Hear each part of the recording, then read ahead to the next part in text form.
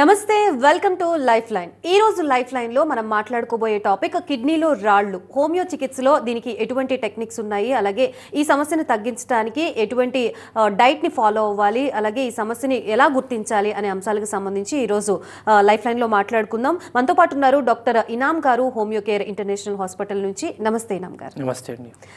ముందుగా మనం మాట్లాడుకున్నట్టుగా ఈ కిడ్నీలో రాళ్ళని అసలు ఎలా డయాగ్నోస్ చేస్తారు? ఫస్ట్ ఆఫ్ ఆల్ ఎలా డయాగ్నోస్ చేస్తారు, ఎలా తెలుస్తుంది అన్నట్లు చూసుకుంటే, కిడ్నీ స్టోన్ వచ్చినప్పుడు మనకు విపరీతంగా పెయిన్ అనేది రావడం జరుగుతుంది. ఈ పెయిన్ ఎంత ఇంటెన్స్, చాలా అంటే చాలా ఇంటెన్స్ అనేది ఉండడం జరుగుతుంది. నార్మల్ మైల్డ్ పెయిన్ లాగా కిడ్నీ స్టోన్లో పెయిన్ రాదు, చాలా విపరీతంగా పెయిన్ వస్తుంది. పెయిన్ వచ్చినప్పుడు పేషెంట్ అనేది అటు నుంచి ఇటు బొర్లుతూ ఉంటాడనమాట. సో ఆ రకమైన పెయిన్ అనేది రావడం జరుగుతుంది. This is the first thing. రెండోది ఏంటంటే, ఈ పెయిన్ అనేది మనకు ఎపిసోడిక్ కానీ పీరియాడిక్ అని చెప్పొచ్చు. అంటే ఇది కంటిన్యూస్లీ ఉండదు. కిడ్నీ స్టోన్ పెయిన్ మీకు ఒక 20 minutesతో 1 hour వరకు ఈ పెయిన్ ఉండొచ్చు అనమాట. కొంతమందికి ఒక 10 నిమిషాలు 20 నిమిషాల వరకు కంటిన్యూ నొప్పి అయిపోవడం, దాని తర్వాత మళ్ళీ ఆగిపోవడం. కొంతమందికి 1 hour వరకు విపరీతంగా అనేది నొప్పి రావడం, మళ్ళీ ఆగిపోవడం, అసలు ఏం లేదు లేకుండే అన్నట్లు అయిపోతాడు పేషెంట్ అనమాట. సో ఇలా ఎపిసోడ్స్లో మీకు నొప్పి రావడం జరుగుతుంది, విపరీతంగా నొప్పి రావడం జరుగుతుంది. అంటే మనం కిడ్నీ స్టోన్స్ నొప్పి ఉండొచ్చు అని చెప్పాలన్నమాట. మూడోది, ఈ పెయిన్ ఎక్కడి నుంచి ఎక్కడి వరకు ఉంటుంది దాన్ని బట్టి కూడా మనం కిడ్నీ స్టోన్స్లో నొప్పి ఉంది అని చెప్పొచ్చు అనమాట. సో ఎలా ఉంటుంది అంటే, నడుము నుంచి గజ్జల వరకు ఈ ప్రాబ్లం మనకు రావడం జరుగుతుంది. అంటే మనకు నడుము బ్యాక్ సైడ్ అనమాట. సో బ్యాక్ సైడ్ నుంచి నొప్పి స్టార్ట్ అవ్వడం అనేది జరుగుతుంది, అండ్ అక్కడి నుంచి ముందు వరకు ఇలా ట్రాన్స్ఫర్ అవ్వడం అనేది జరుగుతుంది అనమాట. సో వెనుక నుంచి ముందుకు రావడం అండ్ కింద గజ్జల దగ్గర వరకు నొప్పి రావడం అనేది జరుగుతుంది. సో ఈ విధంగా ఒకవేళ నొప్పి ఉంది అంటే మీకు కిడ్నీ స్టోన్ వల్ల మీకు నొప్పి వస్తుంది అన్నట్లు మనం చెప్పొచ్చు అనమాట. అండ్ దీంతో సహా కొన్ని లక్షణాలు కూడా, వేరే లక్షణాలు కూడా ఉంటుంది. దాని నుంచి మనం చెప్పొచ్చు కి భయ్ మీకు కిడ్నీ స్టోన్స్ ఉన్నాయి అన్నట్లు. బట్ బెస్ట్ థింగ్ ఈజ్ ఒకసారి టెస్ట్ చేయించుకుంటే, అది సిటీ కానివ్వండి, ఎక్స్రే కానివ్వండి, అల్ట్రాసౌండ్ అబ్డామిన్ కానివ్వండి, ఇవి చేసుకుంటే వీ కెన్ ఈజీలీ డయాగ్నోస్ కే నొప్పి కిడ్నీ స్టోన్స్ మూలన ఉందా, వేరే ప్రాబ్లం మూలన ఉందా, ఆల్సో ఈ కిడ్నీ స్టోన్స్ ఎంత ఉన్నాయి, ఎక్కడ ఉన్నాయి, అది కూడా మనకు స్కాన్స్లో తెలిసిపోతుంది అనమాట. డాక్టర్ గారు, అసలు జనరల్గా ఈ కిడ్నీలో స్టోన్స్ అనేవి ఎవరికి ఫామ్ అవుతూ ఉంటాయి? ఎక్కువగా ఇలా స్టోన్స్ ఫామ్ అవ్వకుండా ఉండడానికి అసలు ఎటువంటి జాగ్రత్తలు తీసుకోవాలి? ఎవరిలో ఎక్కువగా ఈ కిడ్నీ స్టోన్స్ ఫామ్ అవుతాయి అన్నట్లు చూసుకుంటే, వామ్ ఏరియాలో ఉన్న వాళ్ళకు ఎక్కువగా ఈ స్టోన్స్ అనేది ఫామ్ అవుతుంది. వామ్ ఏరియా అంటే వేడిలో పనిచేసే వాళ్ళు, వేడి వాతావరణంలో పనిచేసే వాళ్ళకు కిడ్నీ స్టోన్స్ అనేటివి ఎక్కువగా తయారవ్వడం అనేది చూస్తూ ఉంటాము. బికాస్ ఎక్సెసివ్ బాడీలో ఉన్న మన ఫ్లూయిడ్స్ అనేది ఎక్సెసివ్ లాస్ అయిపోవడం జరుగుతుంది వేడి వల్ల. సో అప్పుడు మనకు డిహైడ్రేట్ అయిపోతాము, వాటర్ బాడీలో తక్కువ పడిపోవడం జరుగుతుంది. దానివల్ల మనకు ఈ ప్రాబ్లం అనేది వచ్చే అవకాశాలు అనేది ఉంటుంది అనమాట. స్పెషల్లీ ఎవరిలో చూస్తామంటే, ఎండలో పనిచేసే వాళ్ళకు, కూలీ పని చేస్తున్నారు, ఆర్ఎల్స్ పెయింటింగ్ పని చేస్తున్నారు, సో బయట పనిచేసే వాళ్ళలో ఈ ప్రాబ్లం మనం ఎక్కువగా చూస్తూ ఉంటాము. అండ్ దీంతో సహా కొన్ని జెనెటిక్ ఫ్యాక్టర్స్ కూడా ఉంటాయి. జెనెటిక్ ఫ్యాక్టర్స్ అంటే, మీ ఫ్యామిలీలో ఒకవేళ ఎవరికైనా కిడ్నీ స్టోన్స్ ఉన్నాయి అంటే మీకు కూడా ఈ కిడ్నీ స్టోన్స్ ఫామ్ అయ్యే అవకాశాలు ఉంటుందన్నమాట. If at all me life style అలాంటిది ఉంది అంటే.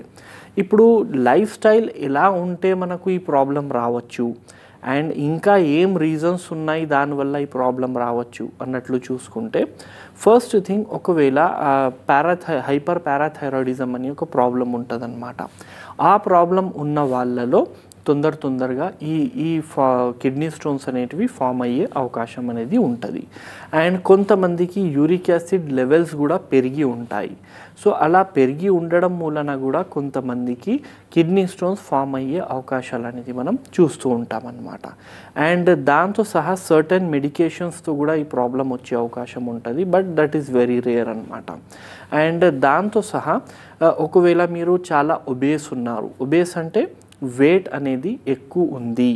సో అలాంటి సందర్భాల్లో మీకు కిడ్నీ స్టోన్స్ ఫామ్ అయ్యే అవకాశం వేరే వాళ్ళతో కంపేర్ చేస్తే కొంచెం ఎక్కువ ఉంటుంది, if at all you are fat. రెండోది ఏంటంటే ఫ్యాట్నెస్ తర్వాత మనకు వాటర్ మీరు ఒకవేళ తక్కువగా తాగుతున్నారు, వాటర్ తక్కువ తాగడం వల్ల కూడా మ్యాక్సిమం రీజన్ ఇదే ఉంటుంది, వాటర్ తక్కువగా తాగడం. సో వాటర్ తక్కువ తాగడం వల్ల కూడా మీకు ఈ ప్రాబ్లం కిడ్నీ స్టోన్స్ అనేటివి రావడం జరుగుతూ ఉంటుంది అన్నమాట.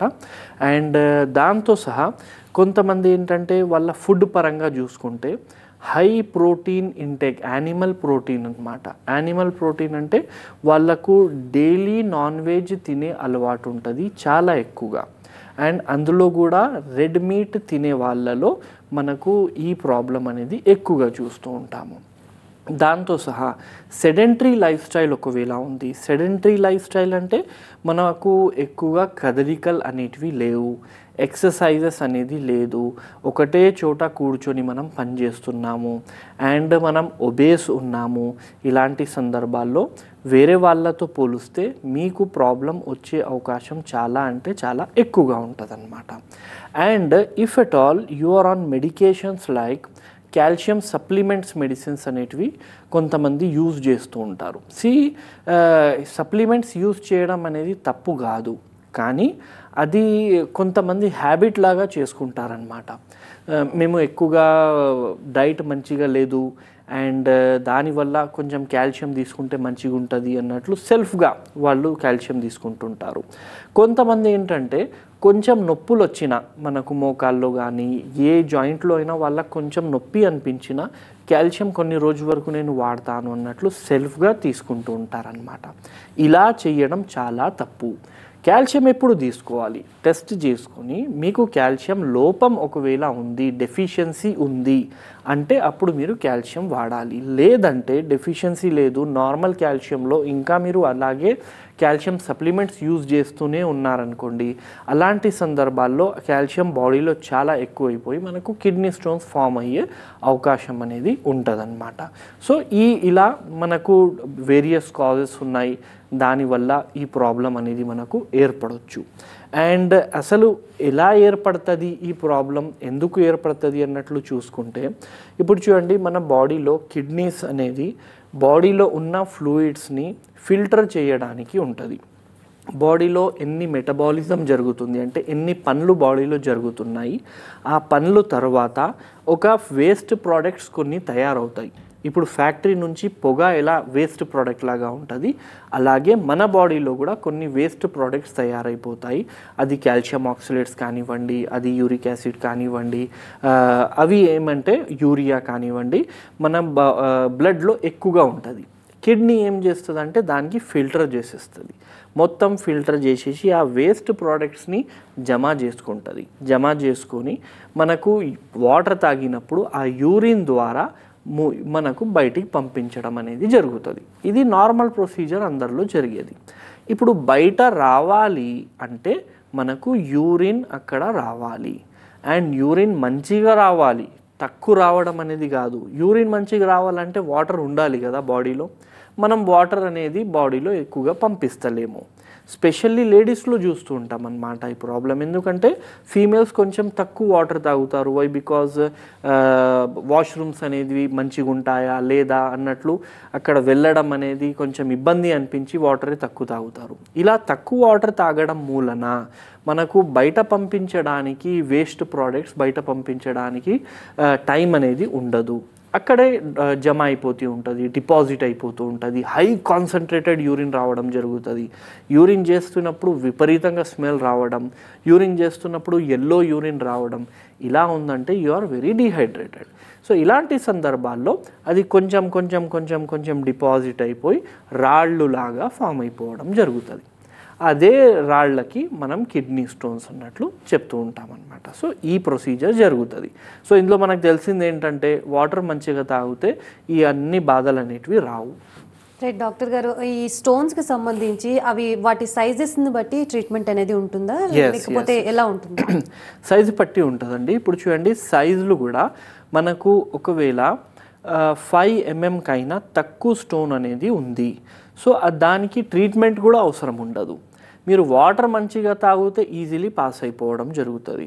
అది కిడ్నీలో ఎక్కడున్నా కూడా మనకు యూరేటర్ నుంచి పాస్ అవ్వడం జరుగుతుంది. యూరేటర్ కూడా ఒక పైప్ అనేది కిడ్నీ నుంచి మనకు బ్లాడర్ వరకు యూరిన్ సంచి వరకు ఒక పైప్ ఉంటుంది, దానికి యూరేటర్ అంటాము.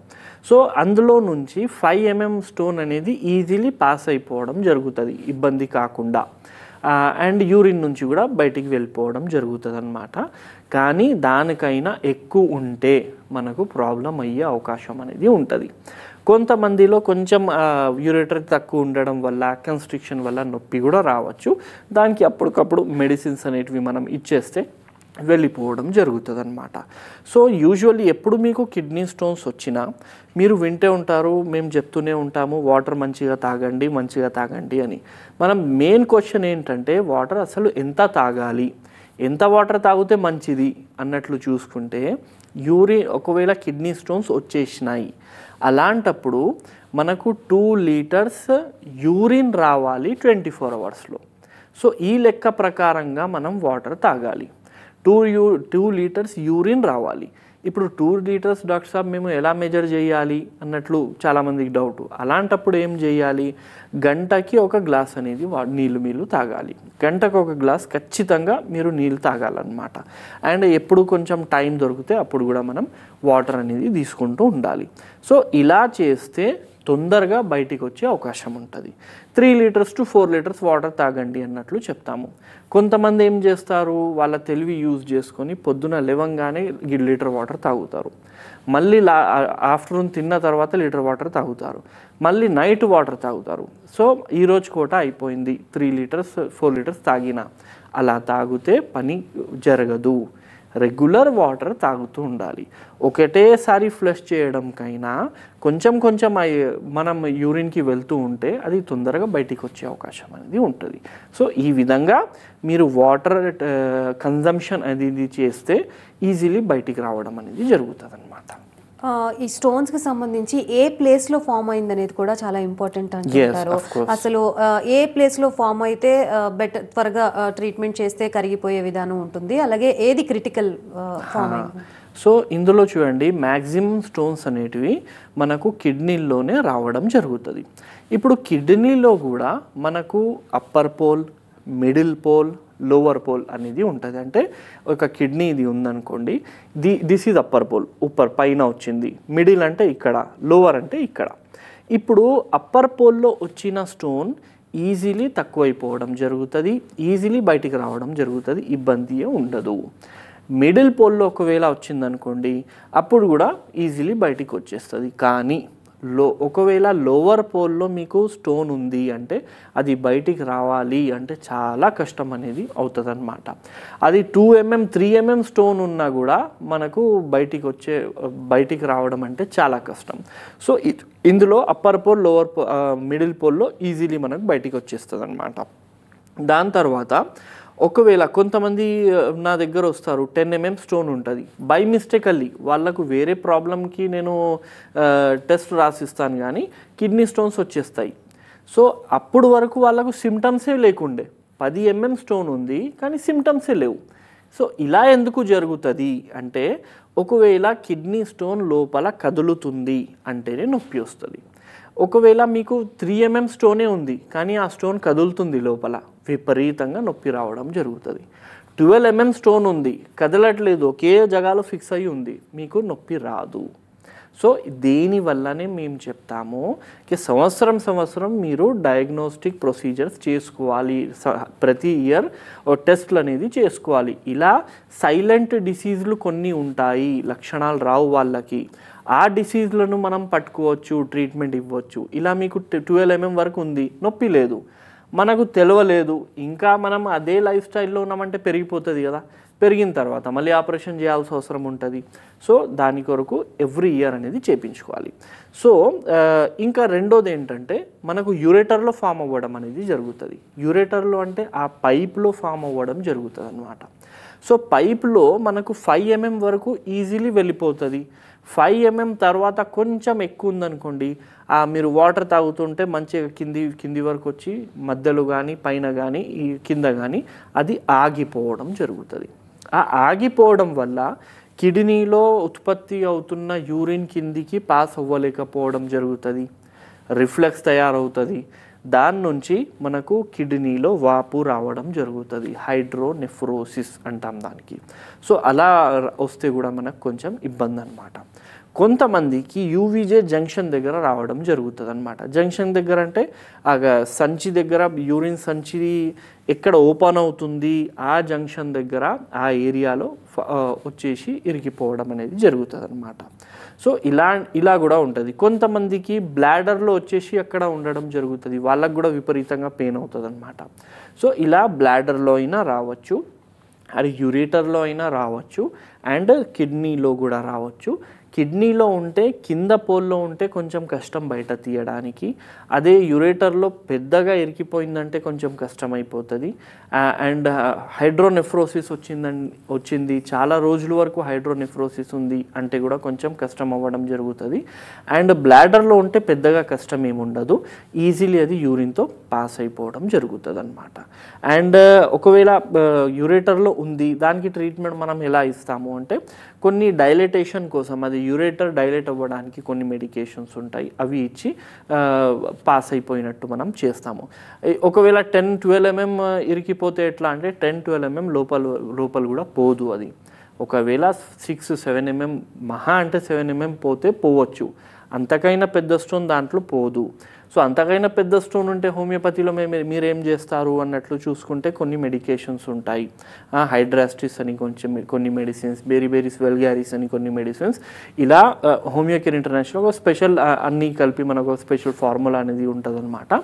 సో అది ఇచ్చి లోపలే పగిలిపోయినట్టు చేస్తామన్నమాట. సో ఆ పగిలిపోయిన తర్వాత ఈజీలీ శాండ్ లాగా మొత్తం వితౌట్ ఎనీ పెయిన్ అనేది బయటికి రావడం జరుగుతుంది. ఒకవేళ బ్లాడర్లోనే ఉందనుకోండి, బ్లాడర్లో ఉంటే పెద్దగా చేసేది ఏం లేదు, కొంచెం మంచిగా వాటర్ అనేది తాగితే అండ్ పెయిన్ మేనేజ్మెంట్ కోసం కొన్ని మెడికేషన్స్ ఇస్తే ఈజీలీ వెళ్ళిపోవడం జరుగుతుంది. సో బేసికల్లీ హోమియోపతిలో మనకు చాలా మంచి మెడికేషన్స్ అనేటివి ఉన్నాయి టు ఇరాడికేట్ దిస్, పూర్తిగా తక్కువ అయిపోయినట్టు మనం చేయవచ్చు హోమియోపతితో. రైట్ డాక్టర్ గారు, చాలా మందికి ఉండే అపోహ ఏంటి అంటే కిడ్నీ సమస్యకి, స్టోన్స్కి సంబంధించి శాశ్వత పరిష్కారం ఉంటుందా ఉండదా అనేది. సో శాశ్వత పరిష్కారం ఖచ్చితంగా ఉంటుందండి. ఇప్పుడు కొంతమందికి ఈరోజు ఒకవేళ ఒక మనిషికి కిడ్నీ స్టోన్ వచ్చిందనుకోండి, అది హోమియోపతిక్ మందులు తీసుకున్నాము వెళ్ళిపోయింది. సో మ్యాక్సిమం జనాలకు అది రిటర్న్ రాదు if at all you have taken the homeopathic treatment. ఎందుకంటే హోమియోపతిక్ ట్రీట్మెంట్లో మనం ఓన్లీ దానికి బయటికి తీయడానికి కాకుండా మీ కిడ్నీ ఫంక్షనింగ్కి కూడా ఇస్తామన్నమాట. అంటే కిడ్నీ మంచిగా ఫంక్షన్ చేయాలి అన్నట్లు కూడా మెడికేషన్స్ ఇస్తాము, కాబట్టి రివర్స్ అనేది రావడం చాలా కష్టం అన్నమాట.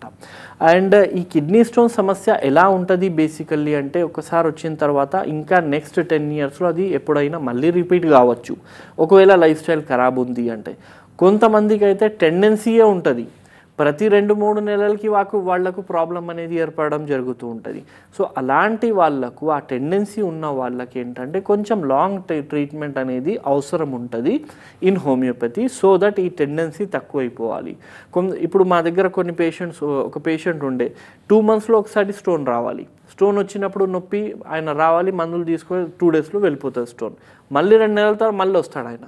సో ఇలా టెండెన్సీ ఉన్న వాళ్ళకి మేము ఏం చేస్తామంటే కంటిన్యూ ప్రొలాంగ్ ట్రీట్మెంట్ అనేది ఇచ్చి ఈ ఫ్రీక్వెన్సీని డిలే చేస్తూ ఉంటాము. 2 monthsలో వచ్చే స్టోన్ 4 monthsలో ఒకసారి వస్తుంది, 6 monthsలో ఒకసారి వస్తుంది, దాని తర్వాత ఒక డ్యూరేషన్ తర్వాత అది రావడం అనేది బంద్ అయిపోవడం జరుగుతుంది. సో ఎంత మెడిసిన్స్ ఇచ్చినా కూడా మీరు మంచిగా వాటర్ తాగితే ఇది చాలా మంచిగా పనిచేస్తుంది. ఒకవేళ మంచిగా మెడిసిన్స్ కూడా వాడుతున్నాము, లేదంటే మీరు ఆపరేషన్ కూడా చేసుకున్నారు కానీ వాటర్ మాత్రం సరిగ్గా తాగుతలేరంటే మళ్ళీ వచ్చే అవకాశం ఉంటుంది. బేసికల్లీ వాటర్ మంచిగా తాగండి, హోమియోపతిక్ మెడికేషన్స్ తీసుకోండి, ఫ్యూచర్లో మళ్ళీ రాకుండా ఉంటుంది అనమాట. రైట్ డాక్టర్ గారు, కిడ్నీలో స్టోన్స్కి సంబంధించి బయట చాలా హాస్పిటల్స్లో ఉన్నాయి, చాలా ట్రీట్మెంట్స్ కూడా అందుబాటులో ఉన్నాయి. What's the speciality in homeo care అంటే ఏం చెప్తారు? హోమియో కేర్ ఇంటర్నేషనల్లో ఏంటంటే అండి, group of doctors. First thing you will get a group of doctors. మీరు ఎక్కడ క్లినిక్లో వెళ్ళినా you will consult a single doctor. So consult అయిన తర్వాత తక్కువైంది లేదంటే we have to change a doctor, అంతే కదా. కానీ హోమియోపతిలో you will get a group of doctors. And మా దగ్గర మేము ఏంటంటే రీసెర్చ్ టీమ్ కూడా ఫామ్ చేస్తామన్నమాట. రీసెర్చ్ టీమ్ ఏం చేస్తుంది, ఒక పర్టికులర్ డాక్టర్ మీకు అసైన్ చేస్తారు. ఫర్ ఎగ్జాంపుల్ డాక్టర్ ఇనామ్కి మీకు అసైన్ చేశారు, నేను ట్రీట్మెంట్ ఇస్తూ ఉంటాను. సో నేను ఒక 3-4 months ట్రీట్మెంట్ ఇచ్చిన తర్వాత ఎంత డిజైరబుల్ రిజల్ట్ కావాలి, ఎంత డిజైరబుల్ రిజల్ట్ రాలేదు, ఎంత మనకు అవసరం ఉంది అంత రిజల్ట్ కనబడలేదు, ఇమీడియట్లీ ఆ కేసు ఏంటంటే మనకు రీసెర్చ్ టీమ్కి ఫార్వర్డ్ అయిపోవడం జరుగుతుంది. రీసెర్చ్ టీమ్ వాళ్ళు చూసి మళ్ళీ మీకు మెడిసిన్స్ ఇవ్వడం అనేది జరుగుతుంది. సో ఇలా ఒకటే సెంటర్లో you will be having a multiple doctors, research team doctors ఉంటారు. అండ్ ఎక్స్పోజర్ చాలా ఎక్కువ ఉంటుంది ఇక్కడ. ఏ డాక్టర్ చాలా ఎక్కువ పేషెంట్లు చూస్తున్నారు వాళ్ళకు చాలా ఎక్స్పీరియన్స్ ఉంటుంది. అండ్ హోమియో కేర్లో మనం హండ్రెడ్స్ ఆఫ్ పేషెంట్స్ అనేటివి చూస్తూ ఉంటాము. So highly qualified, highly trained, regular basis మీద ఈ కేసులు అనేది మనం చూస్తూ ఉంటాం కాబట్టి మన దగ్గర తొందరగా తక్కువ అయ్యే అవకాశం అనేది ఉంటుందన్నమాట. ఇది మెయిన్ థింగ్. ఒకవేళ మనకు రీసెర్చ్ టీంలో కూడా తక్కువ కాలేదు అంటే కొన్ని స్పెషల్ డాక్టర్స్ అనేటివి ఉంటారనమాట. ఫర్ ఎగ్జాంపుల్ మన దగ్గర ఒక 4-5 మెంబర్స్ అనేటివి అన్ని బ్రాంచెస్లో వాళ్ళకు తిరుగుతూ ఉంటారు. 4 months 5 monthsలో ఒకసారి ఒక బ్రాంచ్కి విజిట్ ఇస్తారు. సో వాళ్ళని చూపిస్తామన్నమాట. సో ఒక్కసారి మన దగ్గర పేషెంట్ వచ్చిందంటే మంచిగా అయ్యి బయటికి వెళ్ళడం అనేది జరుగుతుంది. So this is speciality in homeo care international. And we do have all the services like ఒకవేళ మీరు ఫోన్ చేస్తే డైరెక్ట్ కొరియర్ ఫెసిలిటీస్ కూడా ఉంటాయి. సో మల్టిపుల్ ఫెసిలిటీస్ ఉన్నాయి. As it's a corporate hospital you get the same facilities అనమాట. Homeopathy అనగానే చాలా మంది ఇట్స్ లేట్ ప్రాసెస్ అంటారు తగ్గడానికి అని అంటారు. సో అటువంటి వారికి మీరు ఏం చెప్తారు? ఇది ఒక మార్కెట్లో ఒక మాట ఫేమస్ అయిపోయింది కి భయ్ హోమియోపతి చాలా స్లో పనిచేస్తుంది. కానీ I have to say UK ఇది ఒక అపోహ, అది కాదు. ఇప్పుడు ఎందుకు స్లో ఉంటుంది అన్నట్లు చూసుకుంటే చూడండి, నేను ప్రాక్టీస్ మొదలుపెట్టి 10 to 12 years అవుతుంది. ఈ 10-12 yearsలో నా దగ్గర ఒక్క పేషెంట్ కూడా డాక్టర్ సాబ్ నాకు 4 రోజుల నుంచి ప్రాబ్లం ఉంది, నెల నుంచి ప్రాబ్లం ఉంది, చలో 2 నెలల నుంచి ప్రాబ్లం ఉంది అన్నట్లు ఏ పేషెంట్ రాలేదు. అక్యూట్లో మా దగ్గర రారు. అన్ని చోట్ల ఫస్ట్ మెడిసిన్స్ అనేది తింటారు. చాలామంది తక్కువ అయిపోవడం, తక్కువ కాలేదనుకోండి ఒక 10 డాక్టర్లు చేంజ్ చేస్తారు. దాని తర్వాత వేరే మందులు వాడతారు, చెట్ల మందని వాడతారు, దాని తర్వాత వేరే నాటు మందులని వాడతారు. అన్నీ వాడిన తర్వాత అందరు చేతులు ఎత్తేసిన తర్వాత ఫైనల్లీ ఒకసారి హోమియోపతి కూడా చూద్దాము అన్నట్లు వాళ్ళు చేస్తారనమాట. సో ఫైనల్లీ లాస్ట్లో హోమియోపతికి ప్రిఫరెన్స్ ఇవ్వడం జరుగుతుంది. ఆ టైం వరకు ఆ డిసీజ్ అనేది చాలా క్రానిక్ అయిపోవడం జరుగుతుంది, చాలా ఎక్కువ స్టేజెస్లో వెళ్ళిపోవడం జరుగుతుంది. అలాంటి క్రానిక్ స్టేజెస్ నుంచి నార్మలైజ్ చేయడానికి మనకు టైం పడుతుంది. So this is the reason మనకు కొంచెం టైం పడుతుంది అన్నట్లు చెప్తారు. మీరు తొందరగా హోమియోపతిలో రాండి, ఫస్ట్ స్టేజెస్లోనే ఇనీషియల్ స్టేజెస్లో రాండి, మేము కూడా తొందరగా క్యూర్ చేయవచ్చు అనమాట. So this is only a myth, అపోహ. తొందర రండి, తొందరగా తక్కువ అవుతుంది, పర్మనెంట్గా తక్కువ అవుతుంది. Right, thank you so much Inam garu. Kidney సమస్యల గురించి అట్లాగే వాటి లక్షణాల గురించి చాలా చక్కగా వివరించారు. Thank you so much. So చూసారు కదా, ఇది ఇవాల్టి లైఫ్ లైన్. చూస్తూనే ఉండండి TV9.